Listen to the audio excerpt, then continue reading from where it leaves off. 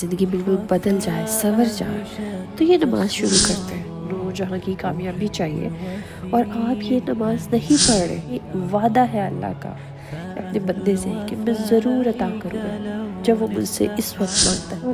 ہی پھر بیوقوف ہوئے نا جو اس گولڈن ٹائم کو، اس گولڈن اپرچونٹی کو مس کر دیتے ہیں، اس لیے کہ ہم سے اٹھا ہی نہیں جاتا۔ تہجد کی نماز صرف وہی شخص پڑھتا ہے جس سے اللہ نے چنا ہو، جس میں کوئی شدت ہو، جس سے اللہ نے بہت کچھ دینا ہو۔ ہم اس کا ٹائم ڈسکس کر لیتے ہیں، جو کہ بہت سے لوگوں کو کنفیوژن ہوتی ہے تہجد میں صلاۃ الحاجات کی جب ہم نیت کریں گے۔ آپ یقین کریں میرے ساتھ الحمدللہ ایسا ہی ہوا۔ دعا کس طرح کرنی ہے کہ اگر آپ چاہتے ہیں نا کہ اللہ آپ کی دعائیں قبول کرے، کن کہہ دیں آپ کی دعاؤں پر، تو اس طرح ایک مرتبہ اس طرح دعا کر کے رکھیں۔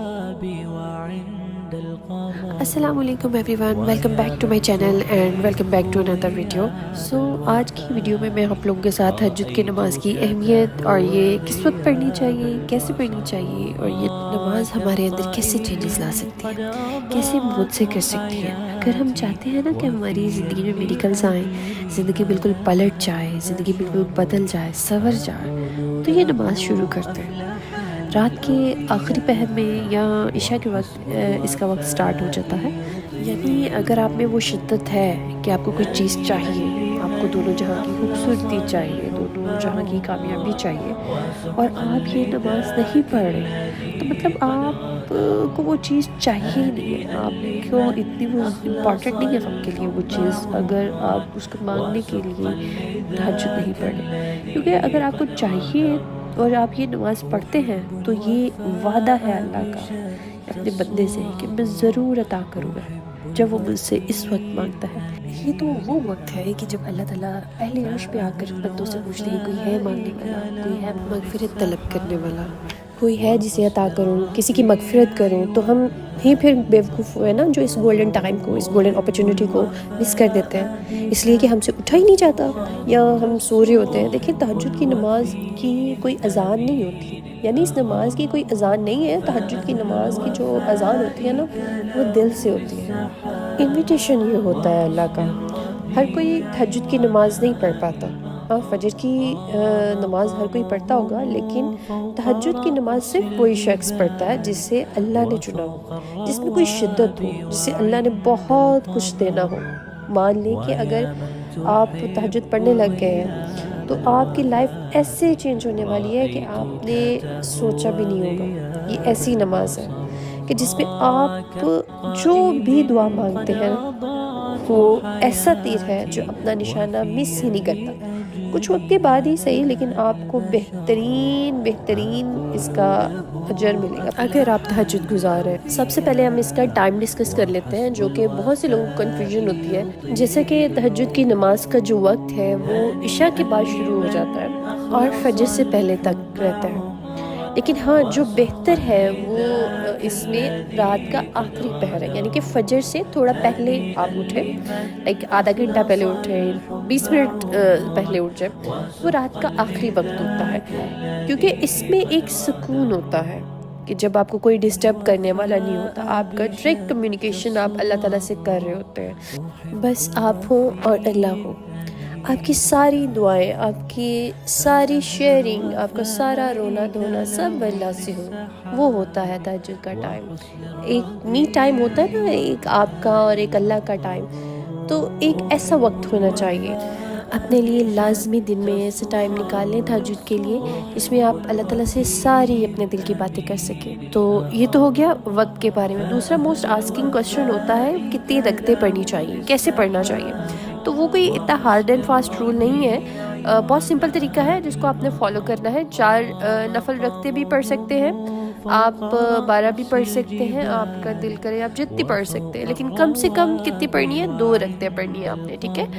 اور تو جب ہم اس کی نیت کرتے ہیں تو نارمل ثنا جیسے پڑھتے ہیں، سورہ فاتحہ پڑھتے ہیں، لیکن اس کے بعد تہجد میں صلاۃ الحاجات کی جب ہم نیت کریں گے، جس میں ہم نے مان لیں کہ صلاۃ الحاجات کی نیت کرنی ہے، جس میں ہم نے سورہ فاتحہ کے بعد 3 مرتبہ سورہ اخلاص پڑھنی ہے، کیونکہ 3 مرتبہ سورہ اخلاص پڑھنے سے ہمیں قرآن پاک کا ثواب ملتا ہے، اور آیت الکرسی پڑھنی ہے آپ نے اس کے بعد، جس طرح نارمل ساری نماز پڑھتے ہیں، لیکن ہاں سجدہ لمبا کرنا ہے آپ نے، جیسے ہم نارملی نماز میں تھوڑا جلدی میں سجدہ کر رہے ہوتے ہیں، اور ہاں ایک اور چیز بولنا چاہوں گی کہ نارمل نماز تو ہم لمبی نہیں کر سکتے، لیکن تہجد کی نماز میں آپ نے بہت لمبا سجدہ کرنا ہے۔ کیوں؟ کیونکہ یہ وہ وقت ہے اس میں اللہ ہمارے ویسے ہی بہت قریب ہوتا ہے، اور جب ہم سجدے میں دعائیں مانگتے ہیں تو سبحان ربی الاعلیٰ 7 مرتبہ بھی کہہ سکتے ہیں، نارملی ہم 3 مرتبہ کہتے ہیں، تو اتنی بار دل کرے آپ کا جتنی بار آپ اس کو زیادہ کہہ سکیں تو وہ بہتر ہے۔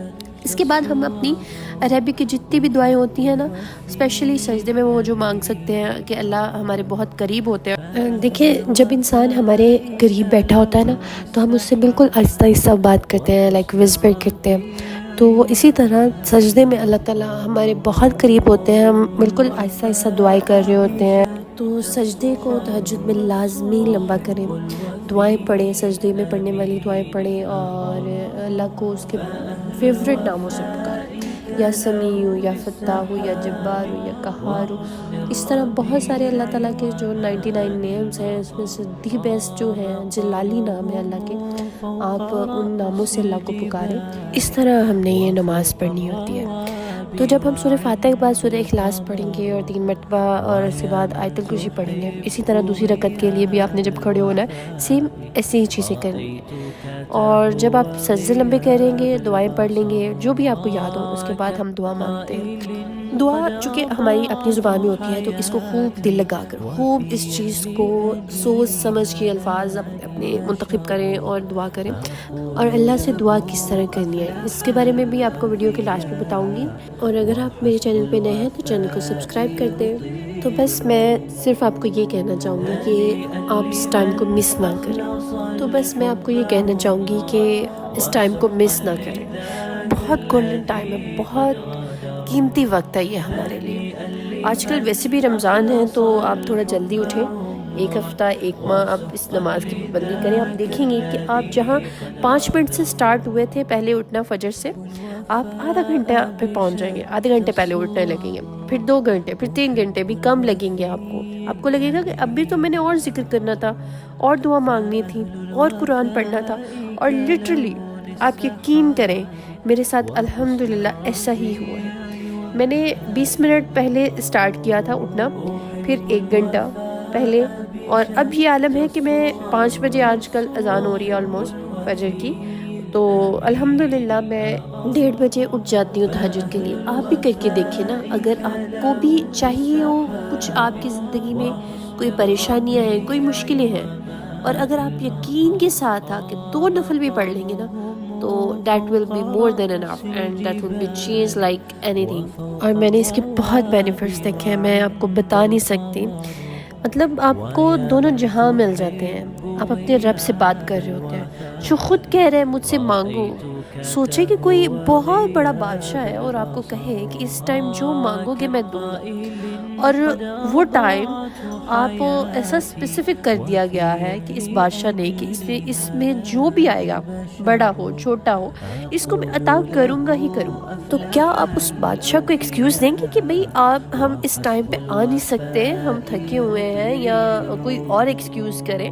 آپ اپنا سب کچھ قربان کر کے جائیں گے وہاں پہ، اور اپنی خواہشوں کی لسٹ رکھیں گے کہ اس ٹائم پہ یہ بادشاہ جو مانگتے ہیں وہ عطا کر دیتا ہے، وہ دے دیتا ہے۔ اور اس کے علاوہ ایک بات کہوں آپ سے، خوب مانگے اللہ سے، یہ نہ سوچیں کہ آپ اس لائق ہیں یا نہیں ہیں، یا یہ بہت زیادہ ہے میری حیثیت سے، میں تو اس قابل ہی نہیں ہوں، یہ مجھے کیسے مل سکتا ہے، یہ تو امپاسبل ہے۔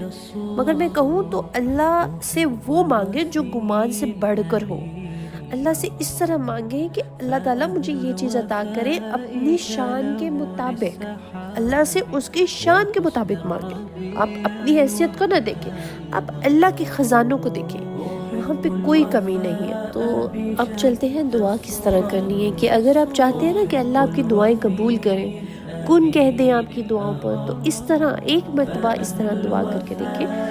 اللہ کی تعریف کریں سب سے پہلے، اللہ کو اپنی تعریف بہت پسند ہے، اللہ کے اسماء الحسنہ کا ذکر کریں، یا رحمان ہو، یا رحیم ہو، یا رزاق ہو، یا فتاح ہو، یا ذوالجلال والاکرام، اس طرح سے اللہ کو اپنے ناموں سے پکاریں، اور اس کے بعد درود شریف پڑھیں، اور اس کے بعد درود شریف پڑھنے کے بعد اپنی ضرورتیں بتائیں اللہ کو۔ اپنی دعائیں اللہ کے سامنے رکھیں، جو بھی آپ کے دل میں ہے وہ سب کے سب اللہ سے مانگیں، اور پھر آخر میں دعاؤں کو پورا ہونے کا یقین رکھیں کہ اللہ تعالیٰ ضرور آپ کی دعائیں پوری کریں گے، اور اپنے گناہوں کی معافی مانگیں۔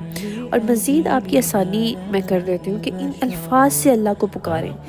یہ جسٹ ایک کاپی پیسٹ والا معاملہ ہو گیا کہ آپ نے یہ الفاظ رٹ لینے ہیں۔